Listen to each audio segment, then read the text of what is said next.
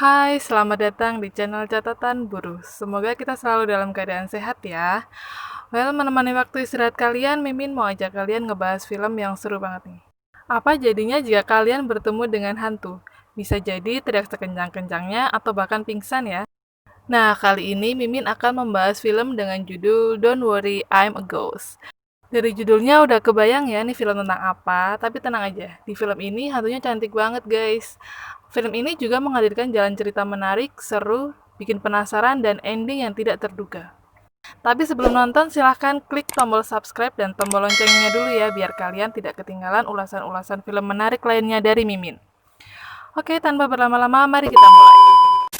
Film ini diawali dengan adegan seorang wanita yang tengah naik taksi, namun si sopir mengemudikan dengan sangat kencang.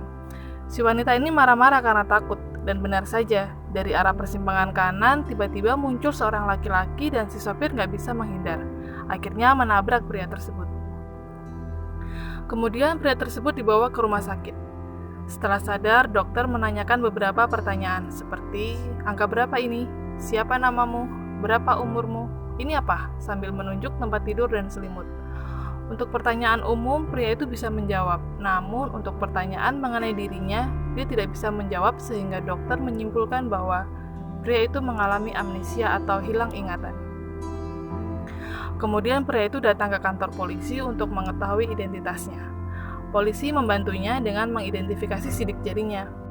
Ketika sedang menunggu, pria itu mendengar suara wanita memanggil nama seseorang, Lee Monkey. Pria itu menoleh dan di sebelahnya duduk seorang wanita cantik dan dia berkata, "Umurmu 32 tahun, kamu tidak memiliki keluarga," dan menyebutkan tempat tinggal pria tersebut dengan sangat detail. Polisi memanggilnya dan benar saja nama pria itu Lee Monkey, umur 32 tahun dan tinggal di apartemen sama persis dengan apa yang disebutkan wanita cantik tadi. Lee Monkey kaget dan langsung noleh ke tempat wanita tadi duduk dan ternyata kursinya kosong. Lee Monkey menanyakan keberadaan wanita di sampingnya tadi, tapi tidak satupun polisi di situ melihatnya. Nah loh. Kemudian Lee Monkey kembali ke apartemennya. Dalam tidurnya, dia bermimpi aneh dan terbangun. Saat membuka matanya dan menoleh, tiba-tiba muncul wanita cantik yang tadi ada di kantor polisi, melayang di atasnya dan tersenyum kepadanya. Lee Monkey mengira dia bermimpi melihat wanita itu, tapi wanita itu justru mengatakan kalau dia adalah hantu. Lee Monkey merasa aneh dan takut dan kemudian keluar dari kamarnya. Tapi wanita itu terus mengikutinya. Bahkan ketika Lee Monkey berkonsultasi dengan dokter mengenai penyakitnya. Tak tahan karena terus diikuti, Lee Monkey penasaran siapa sebenarnya wanita itu. Dan wanita itu mengajaknya ke suatu tempat. Ya, wanita itu mengajak Lee Monkey ke rumah duka. Ternyata memang wanita itu sudah meninggal. Lee Monkey menanyakan siapa nama wanita itu dan berapa usianya. Dia menjawab namanya Kim Yeon-ha, meninggal di usia 25 tahun. Dari bisik-bisik para pelayat yang datang, Lee Monkey tahu kalau wanita itu meninggal karena dibunuh. Lee Monkey mengira Yeon-ha datang kepadanya untuk meminta tolong menemukan pembunuhnya, tapi ternyata tidak. Ada alasan lain, namun Yeon-ha ingin Lee Monkey mencari tahu sendiri kenapa dia datang menemuinya. Ngeselin ya nih hantu. Lee Monkey berusaha mencari informasi tentang dirinya, namun HP-nya rusak parah ketika kecelakaan dan tidak bisa diambil datanya, dan harus ganti HP. Tiba-tiba ada telepon yang ternyata adalah dari atasan Lee Monkey. Atasannya kesal kenapa Lee Monkey tidak masuk kerja sementara temannya Jin-soo sedang cuti, dan langsung menyuruhnya bekerja. Dari sini diketahui Lee Monkey bekerja sebagai kurir atau pengantar barang. Yeon-ha memberitahu semua kebiasaan Lee Monkey dan tempat-tempat yang selalu dia kunjungi. Lee Monkey kaget bagaimana Yeon-ha bisa tahu banyak tentang dirinya. Dan ternyata Yeon-ha adalah pemilik toko bunga di seberang minimarket yang selalu dikunjungi Lee Monkey. Namun Lee Monkey sama sekali tidak bisa mengingat tentang Yeon-ha. Di jalan mereka ngobrol dan nyaris saja kecelakaan. Akhirnya mereka berhenti. Lee Monkey seperti familiar dengan tempat itu. Ternyata tempat itu adalah tempat di mana dia mengalami kecelakaan yang bikin dia jadi amnesia. Dia mengingat beberapa potong kejadian demi kejadian dan berusaha mengikutinya. Hingga akhirnya dia sampai di sebuah apartemen yang ternyata adalah tempat tinggal Yeon-ha dulu. Yeon-ha berpikir bahwa Lee Monkey melihat saat-saat terakhir hidupnya dan jadi satu-satunya saksi tentang kematian Yeon-ha.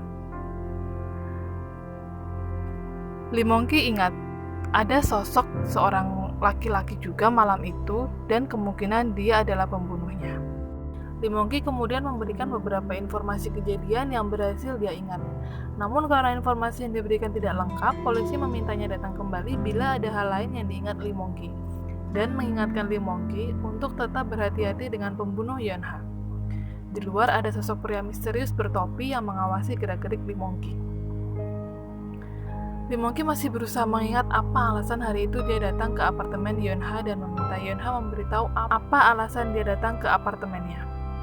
Yeon-ha akan memberitahukan alasannya dengan satu syarat.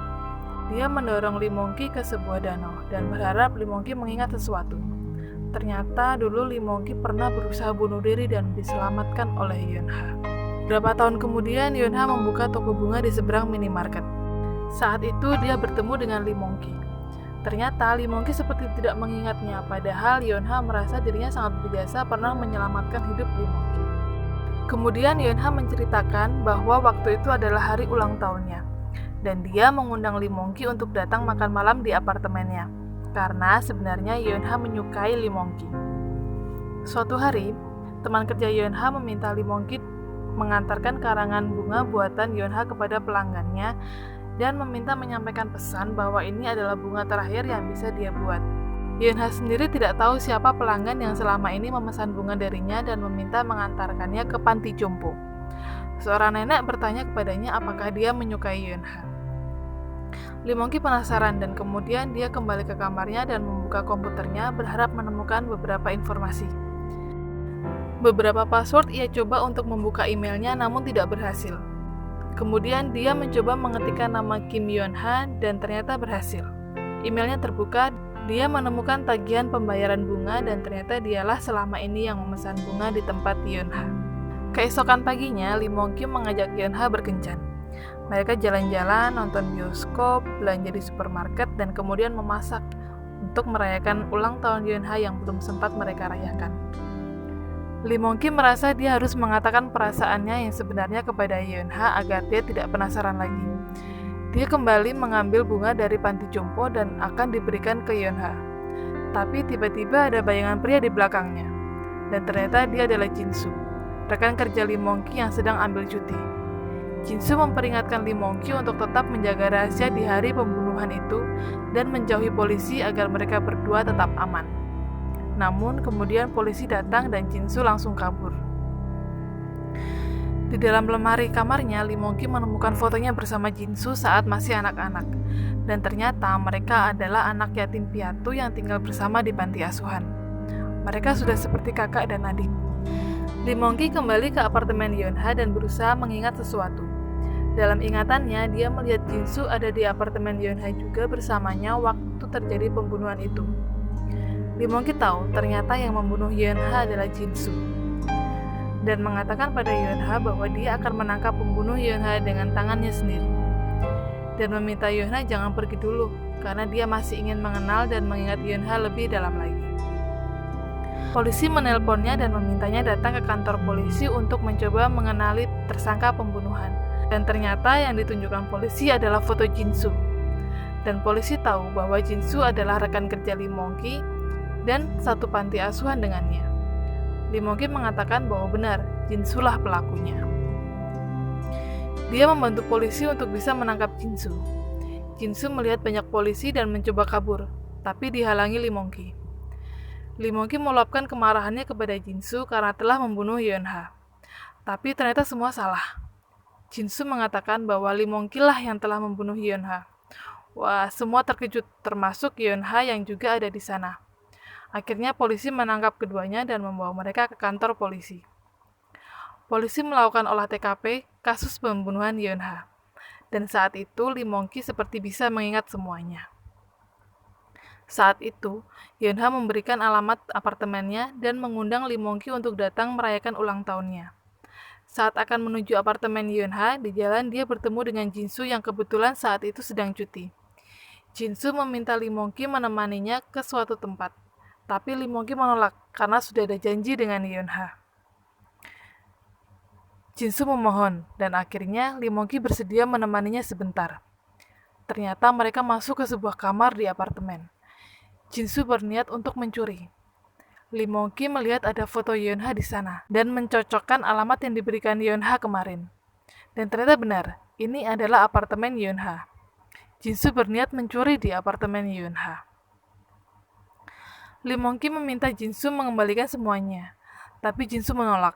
Mereka bertengkar, tapi tiba-tiba terdengar suara langkah kaki memasuki apartemen. Ternyata Yeonha datang. Jinsu membekap Yeonha dari belakang dan menodongkan pisau. Lee Mongki berusaha menyelamatkan Yeonha dengan menarik pisau itu dan dia terjatuh di lantai.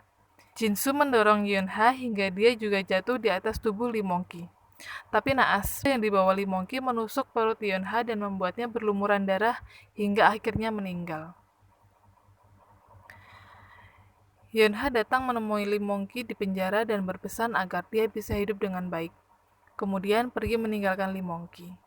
Lee Mongki hanya bisa menyesali perbuatannya. Penyesalan yang teramat dalam karena telah membunuh wanita yang sangat-sangat dicintainya. Dan cerita pun selesai. Sedih ya ending film ini, tapi tetap seru dong ya. Sekian ulasan film Don't Worry, I'm a Ghost dari Mimin. Sayonara, bye-bye.